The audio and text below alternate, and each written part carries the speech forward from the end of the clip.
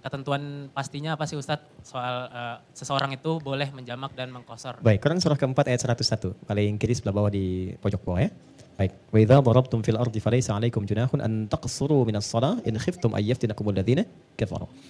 Jika Anda dalam perjalanan dan di perjalanan itu disifati oleh Al-Qur'an itu wa idza darabtum fil ard. Jika engkau berkelana itu di al-ard ya, maka di situ oleh Nabi sallallahu alaihi wasallam dirinci ada ukuran jarak.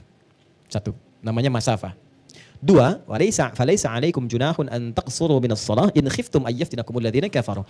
Nah, bagian keduanya ditunjukkan situasi yang memang beda jarak tapi ada kesulitan untuk mengerjakannya. Disebut dengan masyaqqah. Maka salat itu bisa diqashar atau dijama'. Jadi ada qashar saja, ada jama' dan qashar. Contoh, zuhur dengan asar. Saya barusan tadi jama' karena setelah ini saya mau ke bandara terbang ke Lampung. Saya jama', namanya 4 dengan 4 jama' kamil. Semuanya 4. Kalau saya jadikan qashar saja, saya terbang ke sana asar belum tiba. Cuman terbang, nyampe gitu kan.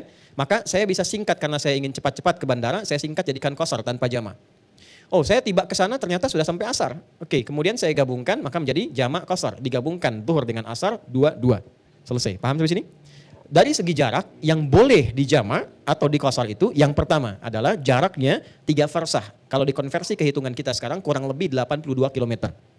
Segi jarak, itu paling minimal. Jelas ya, minimalnya.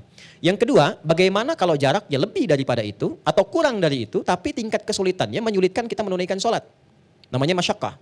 Contoh, dari sini Tanah Kusir ke Pondok Indah ya, jaraknya nggak terlalu jauh atau jangan terlalu Pondok Indah lah. Misal saya ambil ke Kampung Rambutan arah sana, ya, Jakarta Timur.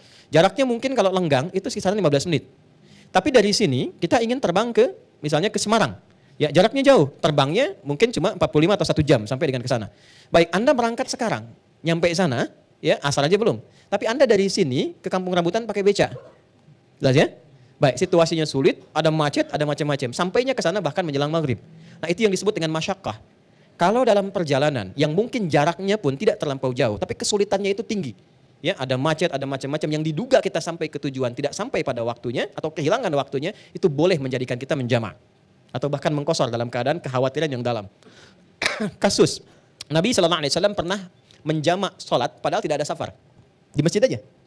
Yang terjadi apa? Yang terjadi itu ada hujan, ada badai.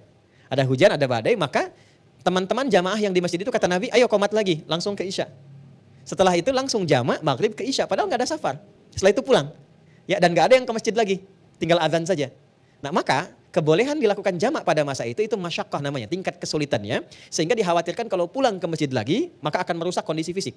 Ya, sesuatu yang membahayakan kepada fisik. Tapi yang boleh jama' itu cuma ahlu masjid, yang di luar masjid tetap berlaku seperti sedia kalanya. Itu kondisi yang di dalam saja secara internal. Maka kalau tadi ada teman Anda yang melakukan, walaupun secara jarak mungkin belum memenuhi kualifikasi untuk qashar, boleh jadi dia punya kadar kesulitan, ada masyaqqah yang ia alami, yang menjadikan beliau melakukan jama' atau qashar di dalamnya.